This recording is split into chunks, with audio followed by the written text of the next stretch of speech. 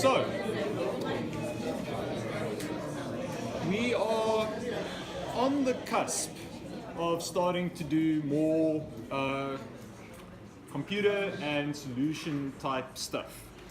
Thank you to those of you who have already commented on the solutions that I uploaded onto Perusal.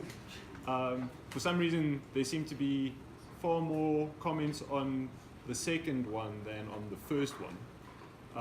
But of course, if there are no questions about the first one, that just makes me happy. I'm sorry, there do seem to have still appeared some small errors, a plus and minus and so on. But I will be responding on those questions. Also, obviously the platform is made so that you guys can actually respond to one another. So if you have any questions about the solutions, have a conversation. That's what it's for. I'm going to take you through the introductory material today. I've also got some additional material that is not right now on the repository, but that I will be uploading a little bit later today. You'll remember that we've had one discussion about some of the Python equation solving tools before.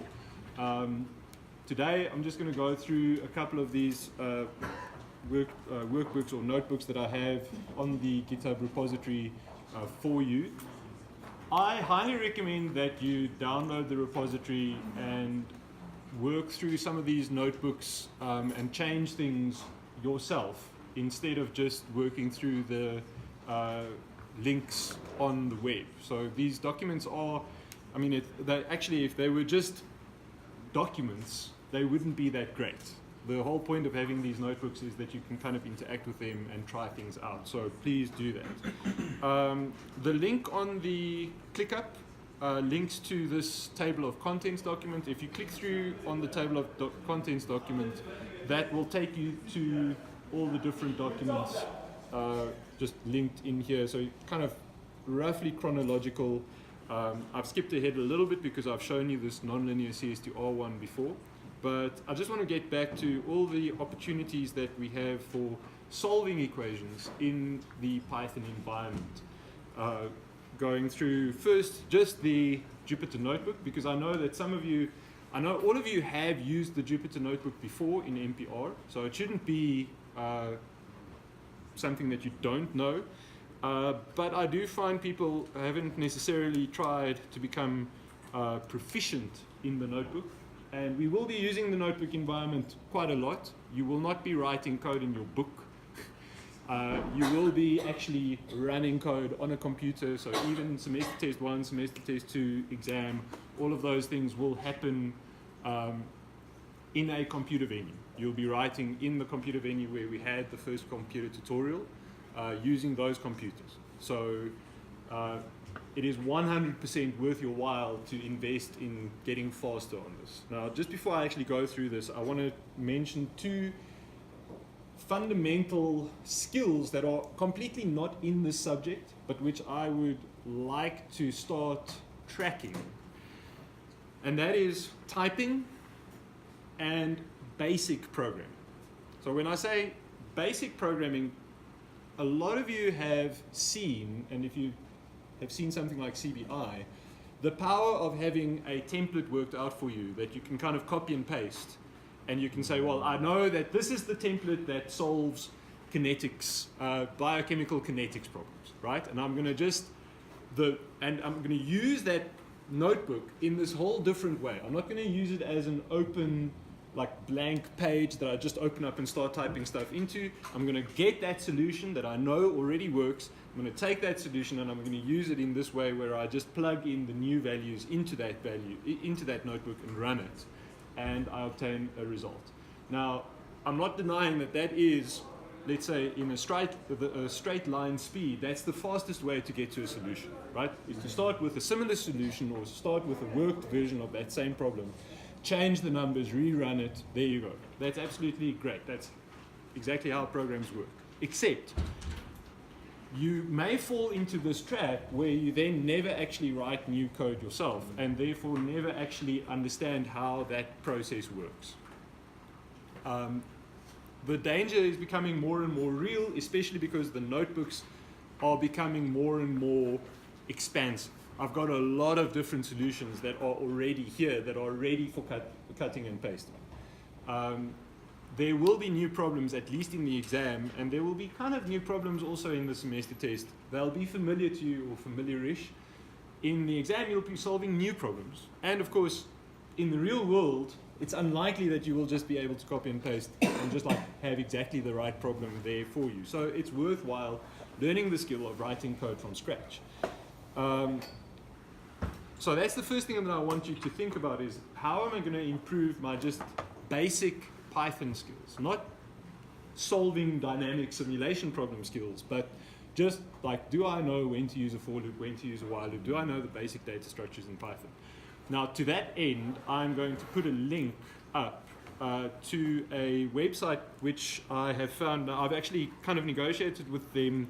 Hopefully, they're going to have a nice classroom environment for us. I've been talking to them. It seems like they're going to accommodate us. It's called Check.io, and it's effectively like a programming game, right? So you click on the Python option, and there's a full game version of this, but there's also a kind of a normal version of this, which for some reason I'm not. I'll put that up. This is not part of the lecture, but I just want to show you. We're going to be linking in this. Check.io is basically just like little puzzles. So you get a small like NPR like problem, you write it, you're part of the class so I can monitor your progress, and this is an easy way for you guys to just practice your basic programming skills. So it's got nothing to do with dynamics, it doesn't have like anything about simulating systems or anything like that, but it has little programs where you can write for loops, and if you get really into it, you can also compete. This Empire of Code is really nifty. Like it's effectively like a full-on game that you program.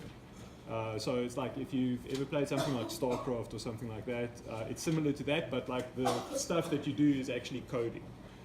So you code the AI of like how the ships fight against one another, and like when you kill a ship, you get their code, and you can kind of use that code. It's nifty. Okay, so that's the first thing. The second thing, which is also completely not related to CPN, but is a major problem that I've seen in tests and exams. You guys cannot type. Most of you. What that means is like for me, I write maybe twice as fast. I type maybe twice as fast as I can write, right? You should aspire to at least match your writing speed on typing. And I'll also be linking, I haven't found an easy way to link that to class stuff, but I'll also be linking to some online sites that you can just use to like practice your typing. But like, I honestly believe that putting in time on those fundamental skills, even though you can say, well, how is this exactly related to CPN? Well, you're going to be doing these things on the computer, which means you're going to be typing. If you don't type fast enough, that's going to be a barrier for you before anything else. If you're like sitting there like with one hand and like picking out the numbers, you're not going to be fast enough during the test, right? It's the same as if you didn't really know how to write, or if you weren't really quick with writing. That would really penalize you in a test or an exam situation, right? So just make sure that you work on those skills. I'll have the Check.io class link up on ClickUp. As soon as they send it to me, you guys can so long make an account, and you can sign up for the class one as soon as they've sent it to us. But then we'll effectively be like a team working on this with Check.io. Right, so I just wanted to start out with computers, right? It's not just the big thing. It's not just, here is how you solve this problem, this tutorial problem, start to finish. And if you see a similar one, like here is where you modify it so that it now solves a slightly different energy balance, right? It's really about learning how to solve these problems from the ground up. So I wanted to start with kind of this tour of the notebook, because again, I think not everybody really has internalized all the interesting stuff that you can do in this environment. And I think one of the most important things that you can do for yourself in the notebook is to press H. Right? When you press H, you will find all the keyboard shortcuts listed. This is super important because it makes you a lot faster to use the keyboard shortcuts. You'll see me using the keyboard shortcuts. And actually, I'm just going to not full screen this. I'm just going to try and make that big and not be full screen.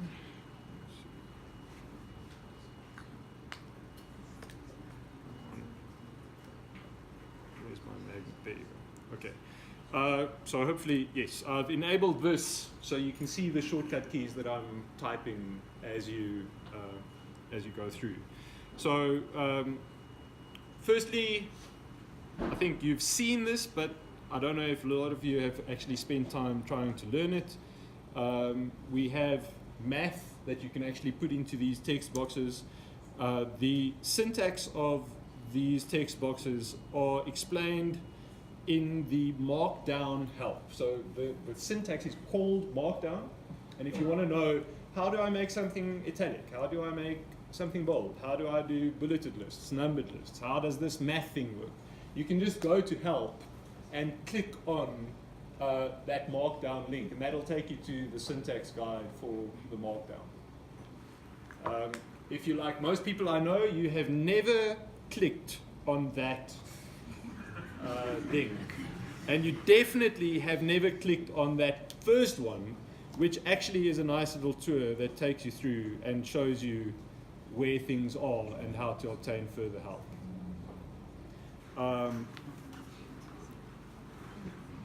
It takes a couple of minutes, right? Just run down, and then you've seen a couple of things, right? And you don't have to remember everything, but a lot of times, like, just seeing it once helps you to kind of understand what the interface is trying to say.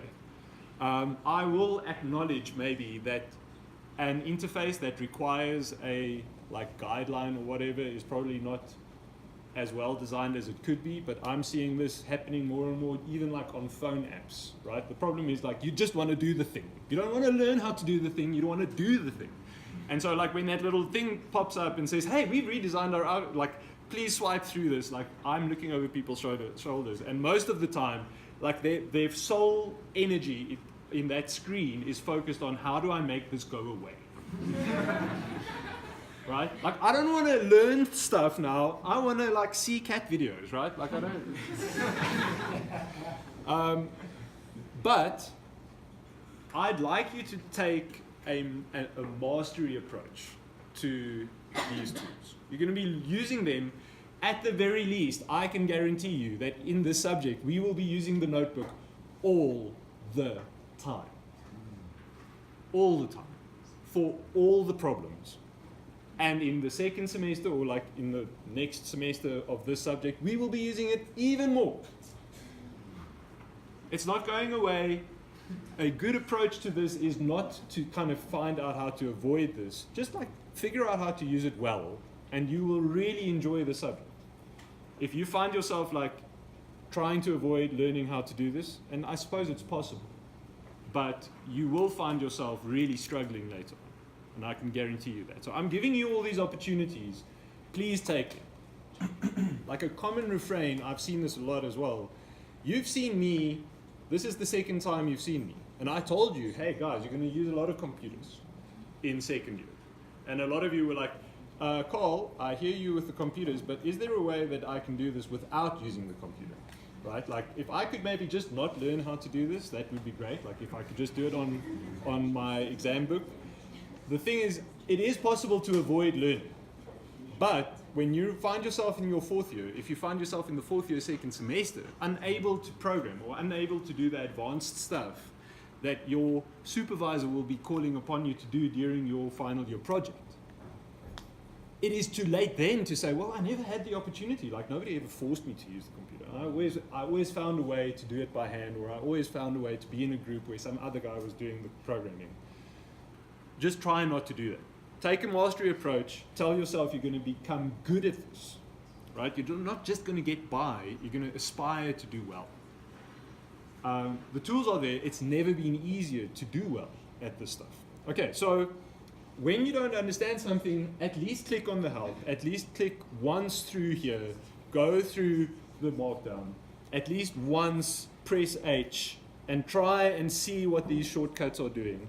And you'll find the notebook is designed, it's easy to get started, but there's a lot of depth there for stuff to, for you to do stuff quickly. So for instance, with this interface that we have, it's very easy if you use the hotkeys. It's a lot less easy if you use just the buttons to quickly add a cell. I pressed A over there, right? To start editing it, right? To execute it, I'll press Shift Enter. I press A again, that puts in a new cell. If I press D twice, that'll delete that cell. I can move them around with X and V, which is kind of the same as Control X and Control V, but except I'm cutting and pasting whole cells. So I can press X and that'll effectively cut the cell. If I press V, it'll paste the cell.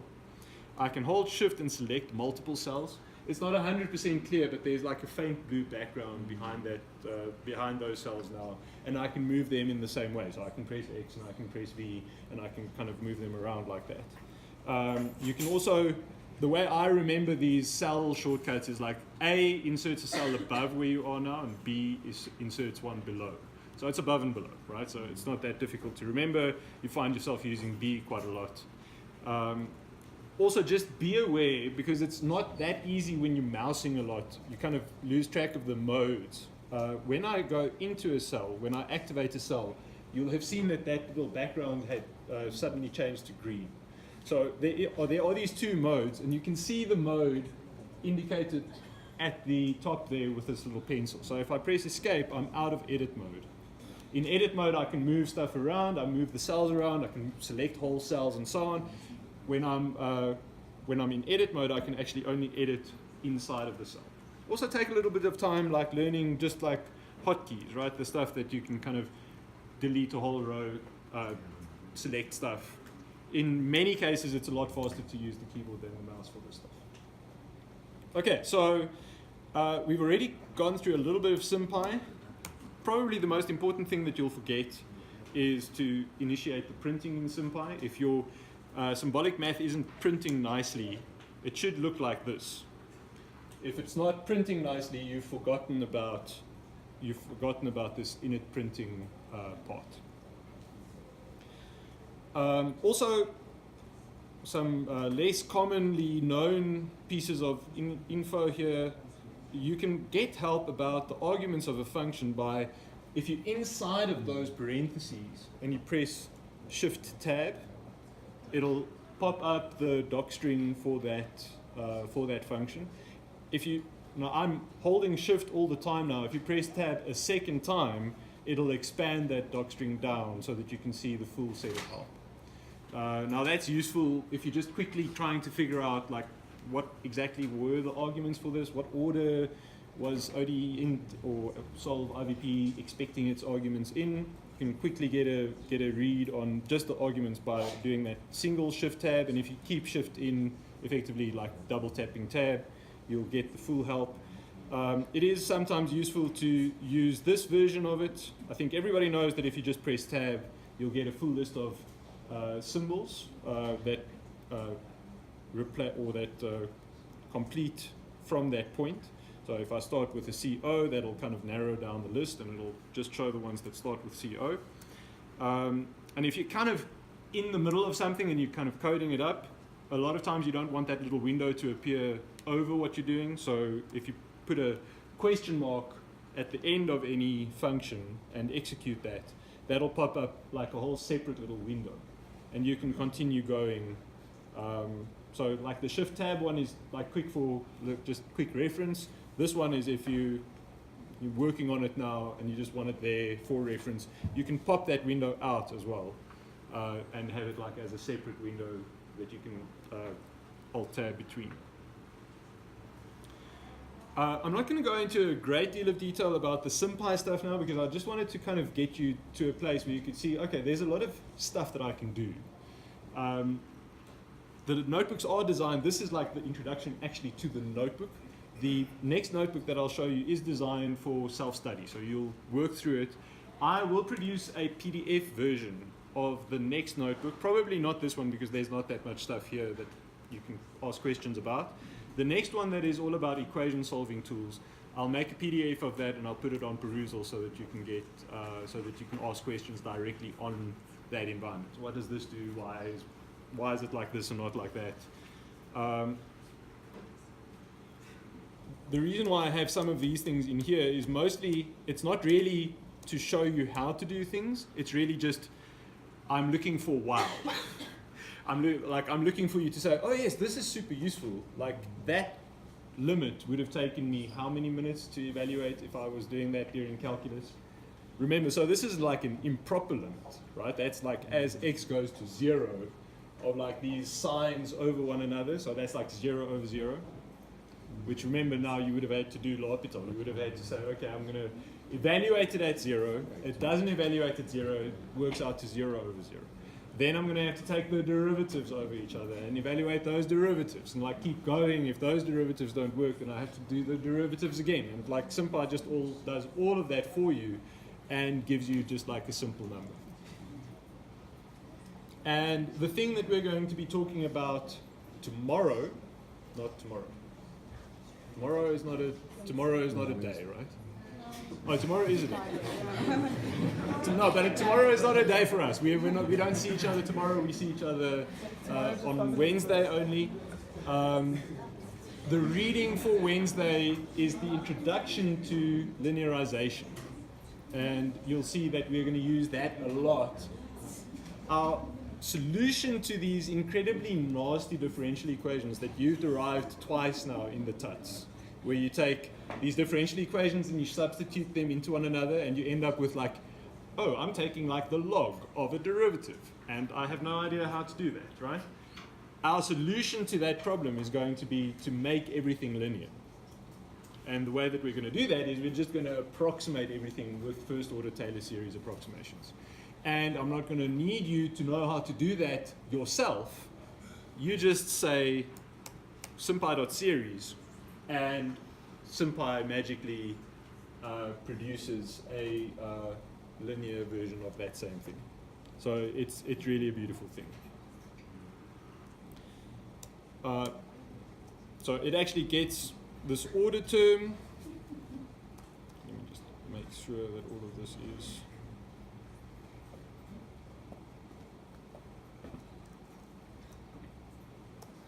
So you've got, and you'll see that thing also returns series. It'll return this kind of order, which is the order of the approximation. So you'll see it says, well, I had this nonlinear expression.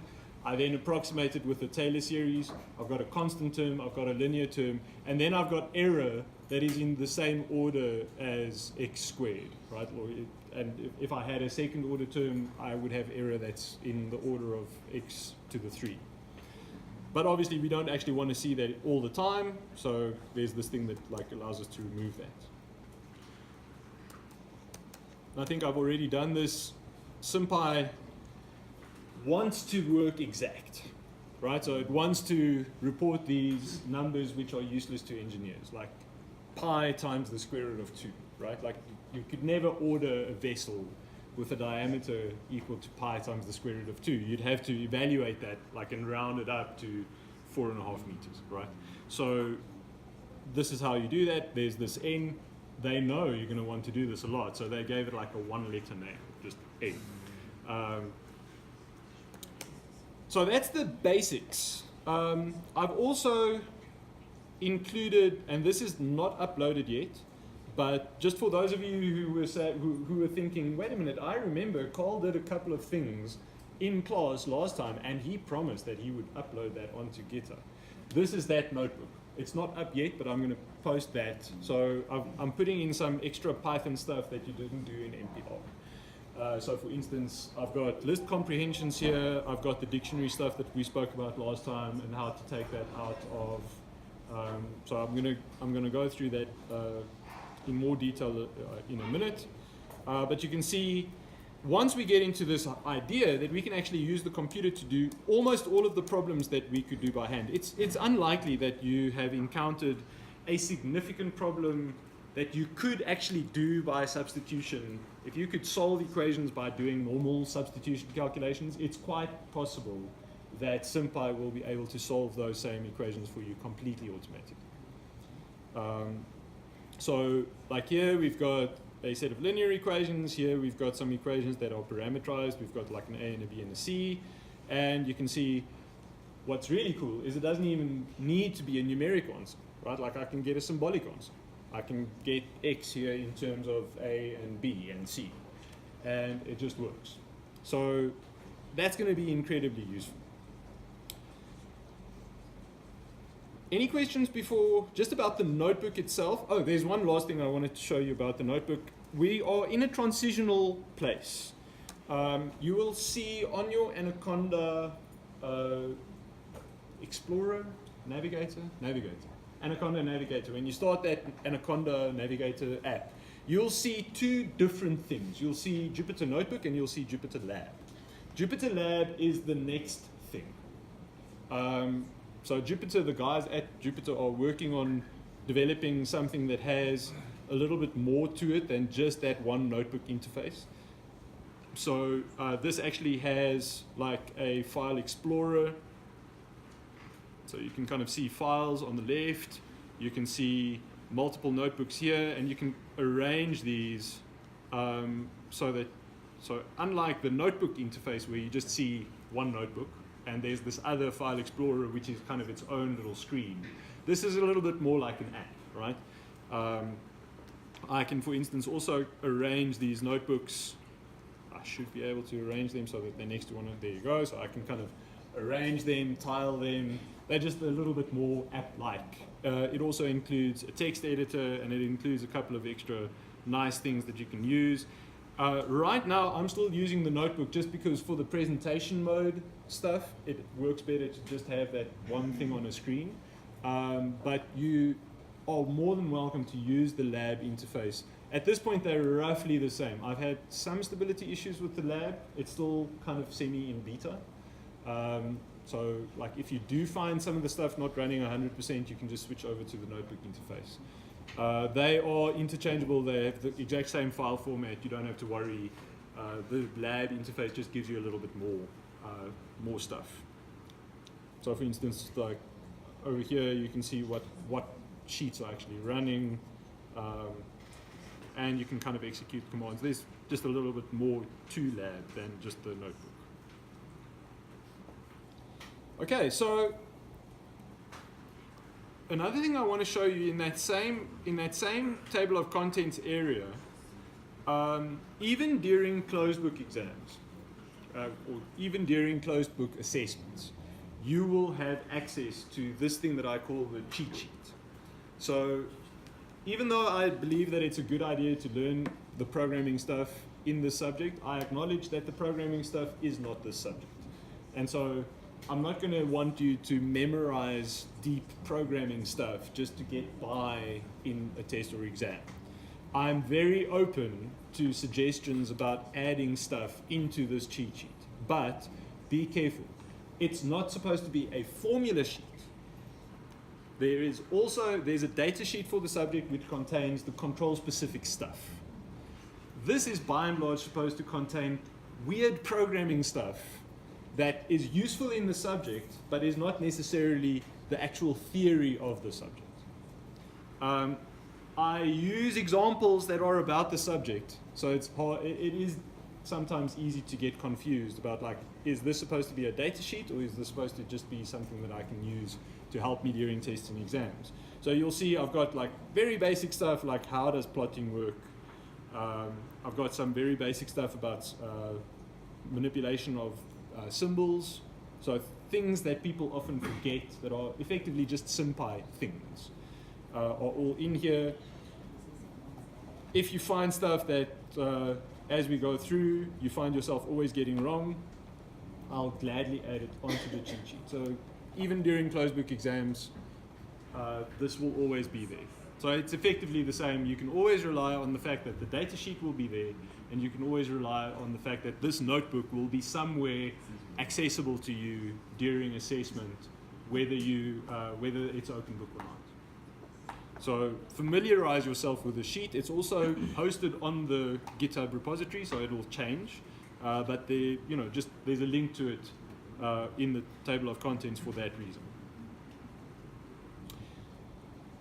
So the last thing I want to talk about is an overview. We're going to come back to this notebook a couple of times during the lectures for this study theme 2, where we're starting to solve equations. One of the important outcomes of the subject for me is that you have a more nuanced view of the kinds of equations that are solvable and the classes of solutions and how easy or hard or how reliable the different solutions are. So while I'm going through this, I want you to look at this with that in mind. Instead of just thinking, oh, there's a list of stuff, try and start classifying in your head how these different methods differ in their prerequisites, how they differ in their power, and how they differ in their reliability. I'll comment on that as well as we go through. But the solutions that you've done up to now, in most of your other subjects, you have never really done numeric solution of equations. We will very quickly reach a point in this subject where we will be unable to do analytic solution.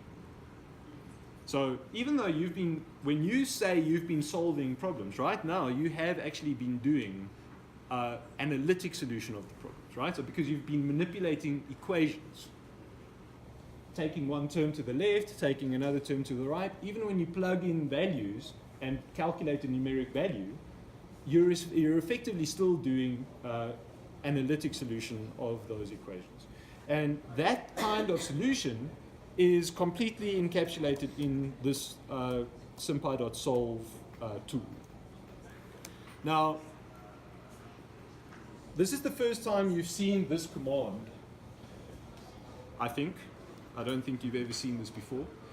You've seen these magic commands before in NPR, these things that start with a double percentage sign. You've seen this because in NPR you use that for that NB tutor tool that allowed you to see what variables got which values and kind of step through the code. I'm going to be using it here because it is very important for you to realize that some decisions about solving equations have consequences to you as a human. In other words, it makes your job easier. But those decisions also have computer consequences. And the computer consequences are almost always measured in terms of the resources required to do something. We'll see in this notebook that solving this set of equations takes a certain amount of time.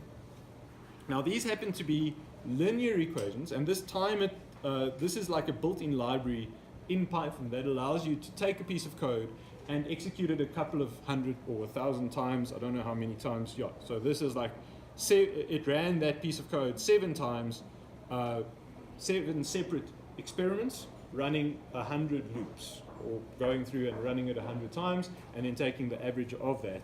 And it took 8.44 milliseconds. Now, a lot of you are thinking a millisecond is a very short amount of time. I'm okay with waiting a couple of milliseconds if I don't have to do the tedious math that is involved in solving these 3 simultaneous equations, which I agree, or I think all of you would acknowledge would take everybody here longer than 8.4 milliseconds to solve, right? I think typing in these equations and the unknowns and then like actually typing in the solution, again, if you've spent maybe a little bit of time increasing your typing speed and you're not hunting and pecking with 2 fingers, you'll get to the answer faster than if you try to do this by hand, right? 3 simultaneous equations. Now, this is doing it symbolically. So SymPy, conceptually, you can imagine it's doing something quite similar to what you would have done. It's solving for like the first unknown from the first equation, then substituting that unknown into the other equations, then solving for one of the other unknowns until the solution contains no additional unknowns that were asked for in this list of unknowns. And it's doing all of that in 8 and something milliseconds. But there's a different way to do this. For linear systems, and you've learned these methods, where if I have a system of linear equations, I have a whole extra set of machinery at my disposal. I don't have to solve linear equations by substituting one variable at a time. I can use these matrix techniques, and you guys did Gauss-Jordan elimination. So you can do something quite similar by defining the coefficient matrix and the constant matrix in this way. Now don't get too hung up on the syntax right now and kind of the how exactly these matrices are formed, but you can see hopefully that I'm just specifying the coefficients of each one of these linear equations, just the way that you would have done if you were doing this in linear algebra. And I'm using this solve method of that matrix, and that solves that equation. And you can see that for this 3x3 system, that's already almost an order of magnitude faster, right? So it went from 8.5 to 2 point something, right? So it's at least a large integer multiple. But you guys have also seen solving these equations using NumPy. So NumPy is the numeric side of solving equations. And if I do that same problem in NumPy, it's easy to miss, but that's a mu. It's a microsecond. So we're talking how much? 4 orders of magnitude faster. Right? So that is a lot faster.